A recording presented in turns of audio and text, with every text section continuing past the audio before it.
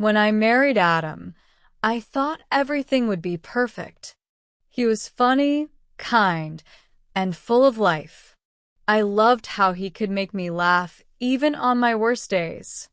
We both promised to support each other, to grow together, and to build a happy home. But after our wedding, I realized that living together brings many little surprises. One of them, something I never expected, was about food. Yes, food. Something so small, yet it became one of our biggest challenges. The morning after our wedding, I woke up early. I wanted to surprise Adam with a healthy breakfast. I had always loved light meals: oatmeal, fruits, and tea. My mom used to say, "A light breakfast makes a bright day." So I made oatmeal with banana slices, toasted whole grain bread, and poured 2 glasses of fresh orange juice. The smell of warm oats filled the air, and I smiled proudly. "He'll love this," I told myself. When Adam walked into the kitchen, he looked sleepy but happy. "Wow, something smells good," he said, sitting down. "Good morning, sweetheart." "I made a healthy breakfast for us," I said, placing his bowl in front of him. He smiled and looked down at it. Then he blinked. Oatmeal?" "Yes." "It's delicious and full of energy," I said cheerfully. He took a spoonful, chewed slowly, and smiled awkwardly. It's nice. Just a bit plain." "Plain?" I asked, surprised. He scratched his head. "I usually eat eggs, bacon, or pancakes for breakfast." "Oh," I said softly. I felt a small sting in my chest. I thought he would love what I made. After breakfast, he kissed me on the forehead and went to work. But later that day, I found out he stopped by a diner and ate a full meal there. It hurt a little, but I tried to understand. Maybe he just needed time to adjust. A few days later, I decided to cook something special for dinner: grilled salmon with steamed vegetables. I lit candles and played soft music. I wanted to make the night romantic and healthy. When Adam came home, his face lit up. "Wow, it smells great." I smiled. "It's salmon and vegetables. You'll love it." He sat down, took a bite, and paused. Then he reached for the salt shaker. "Just a little more flavor," he said. I watched him add salt again and again until I felt my heart sink. "You don't like it?" I asked quietly. He looked up quickly. No. "It's good. I'm just used to stronger taste." I nodded, forcing a smile. The next evening, he offered to cook. "Let me handle dinner tonight," he said proudly. I was excited. Maybe we could find something in the middle. An hour later, the smell of fried chicken filled the kitchen. The table was full of crispy food, spicy gravy, and mashed potatoes dripping with butter. I took a bite and almost coughed. "Oh my, this is really spicy." He laughed loudly. "That's how my family loves it. You'll get used to it." But I couldn't. I drank water again and again. My stomach started to feel heavy. "It's just too oily for me," I said softly. Adam's smile faded. "You don't like it?" "I do. It's just too strong for me." That night, we ate separately, him with his fried chicken, me with a small bowl of salad. The silence between us was louder than any argument. As weeks passed, food became our unspoken problem. We started having small arguments about what to eat. One night, I said, "We should eat less fried food. It's not healthy." Adam frowned. "But that's what I enjoy. I can't eat boiled vegetables every day."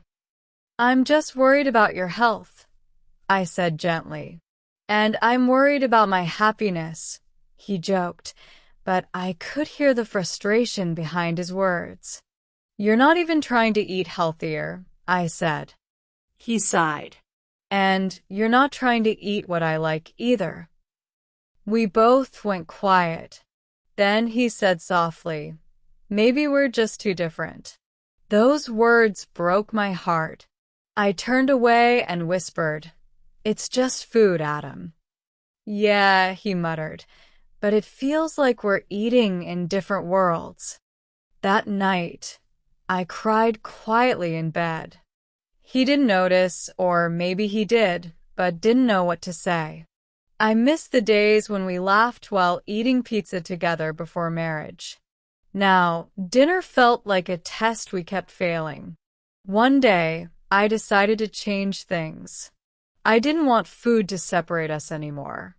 When Adam came home that evening, I said cheerfully, let's have a food challenge. He raised an eyebrow. A what? A food challenge, I repeated. You'll cook one of your favorite dishes, and I'll cook one of mine. Then we both have to taste each other's food. No complaining. Adam laughed. You're serious? Yes. It'll be fun, I said. He smiled, finally showing his playful side again. Okay, deal. We decided to do it on Saturday night. All week, we teased each other about our secret recipes.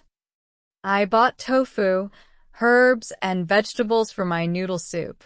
Adam bought beef, chili, and garlic for his spicy stew. On Saturday evening, our little kitchen turned into a food festival. Adam's side smelled like hot chili and smoky beef. My side smelled fresh, full of ginger and sesame. We laughed as we moved around each other. You're taking all the counter space, I teased. Well, your veggies are invading my side, he joked. By the time we finished cooking, we were both smiling again, something we hadn't done in a while.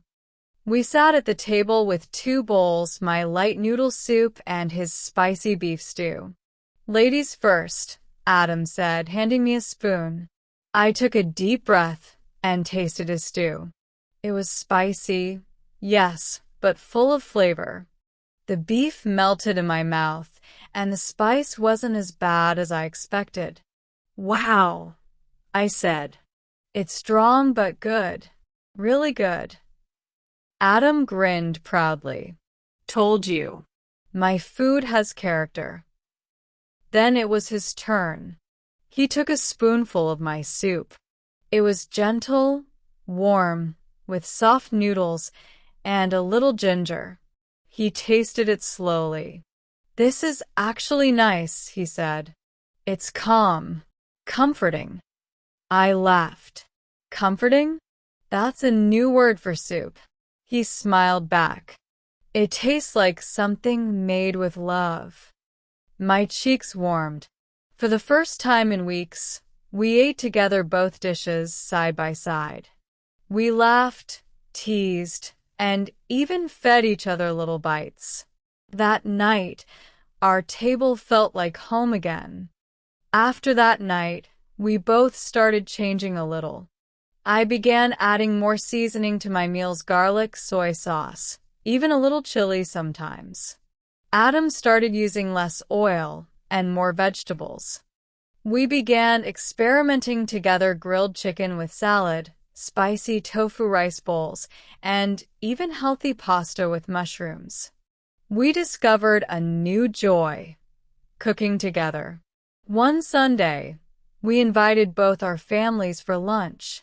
My parents brought fresh fruit desserts, and his family brought spicy wings.